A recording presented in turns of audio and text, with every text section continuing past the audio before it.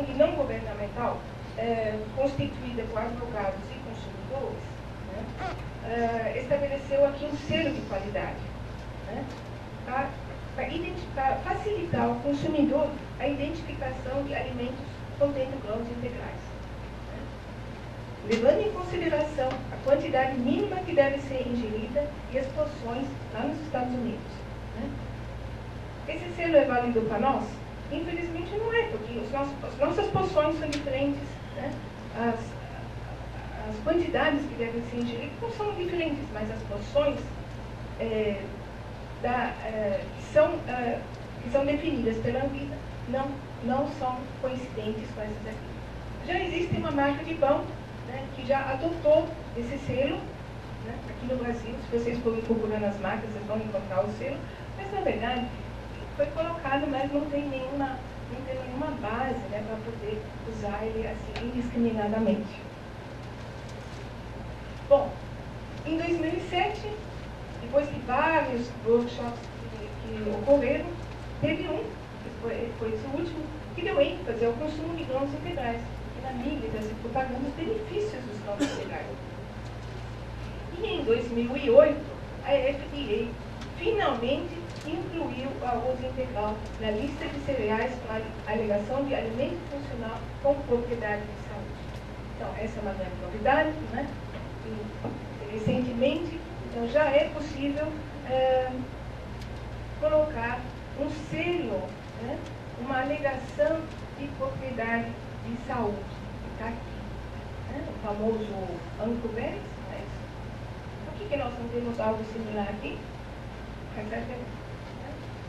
Aqui não temos ainda nenhuma alegação de propriedade de saúde aprovada pela Anvisa. E em termos de rótulos, né, são confusos ao consumidor.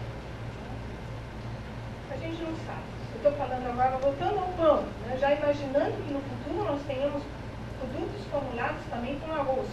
Tá? Qual a porcentagem de grãos integrais em cada tipo de pão? Não dá para saber. Consultando simplesmente a lista de ingredientes, não dá para saber quanto tem de grãos. Né?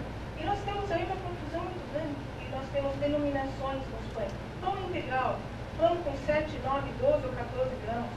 Pão multigrãos, pão 100% integral. Bom, mas afinal, quantos tem de grãos integrais?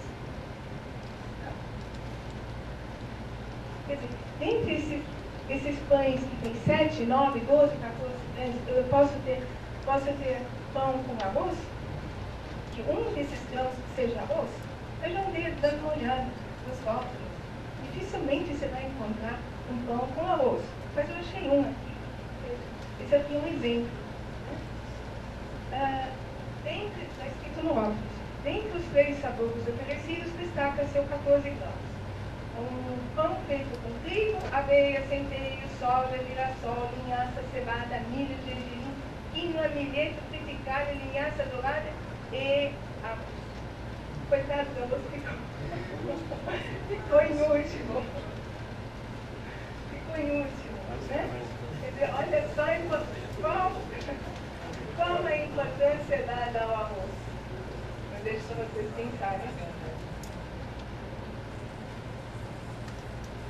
E ainda, além disso, eles são confusos também, porque você pode ter um pão feito com farinha de trigo branca, mas fibra de trigo. Isso é chamado integral? Essa é uma denominação correta? Não, não pode ser integral. Integral é feito de ou não inteiro. Aí ele pode estar moído, pode estar trocado, picado, do jeito como for, mas ele não pode ser simplesmente adicionado de uma fibra. Isso não é integral. Farinha de trigo branco e farinha de centeio. Não sei se isso, não sei a quantidade, não sei quanto que isso representa dentro do total. Para se chamar integral, isso aqui, pelas leis do Brasil, deveria corresponder no mínimo a 50% do total da farinha. Pães, como eu já mencionei, pães adicionados de carbónicos, sacarídeos, aí unidos, podem ser considerados alimentos funcionais? Essa é aquela questão que está ainda em avaliação na Anvisa. Bom, Então, acho que, finalizando, perspectivas e desafios, eu não vou fazer uma conclusão, porque na verdade não existe, mas eu coloco alguns desafios para todos nós. Deve haver esforços da indústria para ampliar o consumo de cereais não trigo. Está justificado? Tá? Esforços para aprovar junto ao governo a alegação de propriedade profissional para cereais integrais. Estabelecer quantidades mínimas de ingestão e uniformizar as porções, para ser comparáveis, eventualmente, com alegações de porções do exterior. Assuntos regulatórios para conteúdos mínimos de grãos integrais. Né? Esse é o grande desafio. Como vocês viram aí, não existe clareza, o consumidor não sabe o que está comprando, né? Não sabe quanto tem de grãos integrais. Apontar benefícios para a categoria cereais em geral, né? Como a gente viu. Então, alimentos ricos em grãos integrais. Mas eu posso ter, eventualmente, também benefícios específicos para um determinado cereal. Como, por exemplo, o arroz, que só ele tem um bisanol. Nenhum outro grão tem um bisanol. Então, talvez seja importante isso também.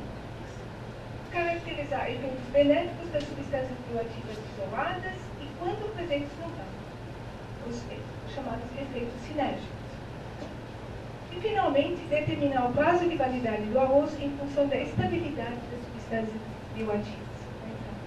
Então, eu considero isso como algumas prioridades para o futuro do nosso arroz.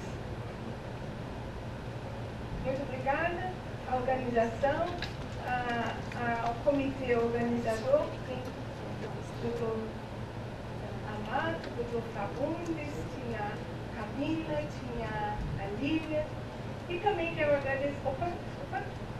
agradecer às instituições que nos vêm fornecendo amostras, como o IRGA, a Embrapa e a EPAG, né, para as nossas pesquisas. Agradecer às instituições que financiam essas pesquisas, a FAPESP, CNPq e CAPES. E aqui ainda quero agradecer também ao nosso pessoal do laboratório, né? Aqui não estão todas as meninas, são todas meninas, né? Mas elas apresentando aqui no Sul alguns dos resultados das nossas pesquisas. Tá? E também gostaria de agradecer à plateia pela atenção.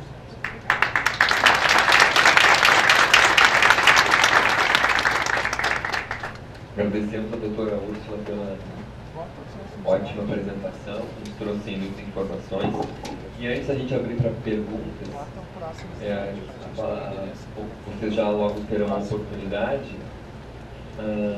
Nós gostaríamos de avisar que a doutora Denise Ziegler não pôde ser encontrada, não está presente, infelizmente, não sabemos ainda o que houve, né? Parece que ela está voando para os Estados Unidos, houve uma mudança aí na viagem dela. Seria para amanhã, parece que está acontecendo hoje, então ela não pôde estar presente. E aí, a pedido da organização, eu vou comentar rapidamente com vocês alguns aspectos em relativo ao trabalho que nós fizemos junto com o IRGA, em parceria e divulgação do arroz junto à sociedade. Nos anos 2013, 2005, o Centro Brasileiro de Nutrição Funcional fez um simpósio, então, primeiro em Porto Alegre, depois em Canela, em parceria com o IRGA, onde nós trabalhamos justamente esse tema de divulgar, entre outras propriedades, entre outros alimentos também, as propriedades do arroz. E justamente esse evento agora vem reforçar essa ideia que a gente já traz há mais de 5 anos, que é fundamental trabalhar nesse fornecimento de uma informação qualificada para a sociedade, seja do profissional de saúde que está ali prescrevendo ou indicando o alimento, seja para o político que está trabalhando nas recomendações, na facilitação da chegada desse alimento para a população. Então a gente tem que ter realmente uma ação conjunta nos diversos níveis para que a gente tenha um resultado final positivo, a mudança da cultura da população, a mudança da cultura do profissional e também a oferta do alimento adequado, saudável, né, e de forma realmente possível na alimentação das pessoas. Então, nós gostaríamos agora de abrir para perguntas. podem ser feitas para a doutora Úrsula, que deu para a mesa, então, a respeito dessa primeira apresentação. Se quiserem fazer perguntas sobre propriedades funcionais, etc., está à disposição.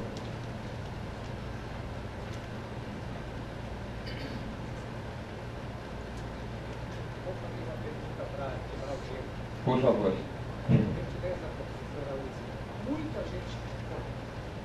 Muita gente tem falado que o arroz não tem glúten e o trigo tem. Ok. Entre comparação de uma e da outra para essa atividade funcional. E também a segunda vem pegada dessa, que é a seguinte: quais os cereais que existem glúten? E se existe, não se existe, qual o percentual de glúten em cada classificação de cereais? É verdade que o arroz não tem glúten. O arroz é adequado para pessoas que têm essa disfunção metabólica, que é a doença celíaca, né? E, então, é um alimento que se adequa perfeitamente à alimentação, né, com base na subsistência. Então, o arroz é realmente exemplo de glúten. Ao contrário do trigo, que é basicamente o pão é feito com trigo no trigo. Ele tem propriedades zeológicas que fazem a massa do pão crescer. Então, o glúten é responsável por isso. Então, também é uma razão porque o pão não pode ser feito totalmente sem farinha de trigo, né? Só com uma certa dificuldade. Busca-se alternativas ao glúten, né? Então, o trigo é um...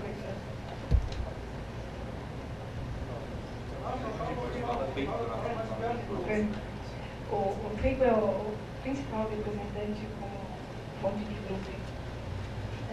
Em termos de outros cereais, né, glúten, me parece, eu não tenho os teores, porque especificamente eu não trabalho com glúten, eu trabalho com compostos bioativos, mas me parece que cevada tem um pouco ainda, mas os outros cereais, você pode...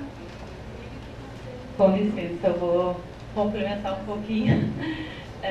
Sou professora Lei. Eu já trabalhei muitos anos com cereais de inverno. E assim, na verdade, tu não tens o glúten classificado como em teor de glúten, porque o glúten se forma a partir do momento que a proteína do trigo é modificada. Então, tu não tens um teor de glúten. Glúten é um grupo de substâncias proteicas que se unem para formar uma camada elástica que retém o gás. O que se tem? Tu tens, que daí é o grande problema do glúten, é os teores de gliadina.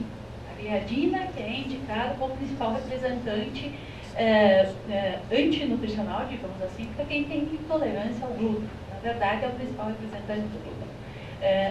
Entre os cultivares de trigo, tu tens grandes diferenças no teor de glúten, teor de gliadina e na força de glúten. Tu tens glúten, obrigatoriamente, em maior quantidade no trigo, no centeio, no triticale, em maior quantidade que no centeio, mas menor quantidade que no trigo, que é um cruzamento, os meus amigos agrônomos aqui, né, nos ajudem, mas é uma mescla, digamos assim, entre trigo e centeio. Na cevada tem um pouco e na aveia está sendo muito discutido. Na verdade, eu faço parte também da comissão técnica da aveia, e o que se discute muito é que na aveia os traços de gliadina encontrados é porque normalmente o beneficiamento da aveia vem junto com o beneficiamento dos demais cereais de inverno. Então, na verdade, há uma contaminação horizontal das substâncias gluteginosas dos outros cereais de inverno na aveia. E ainda é super discutido isso. Mas teores de glúten não se tem. Tem teores de gliadinas e demais fragmentos formadores de glúten, né, que se formam no momento que é modificado.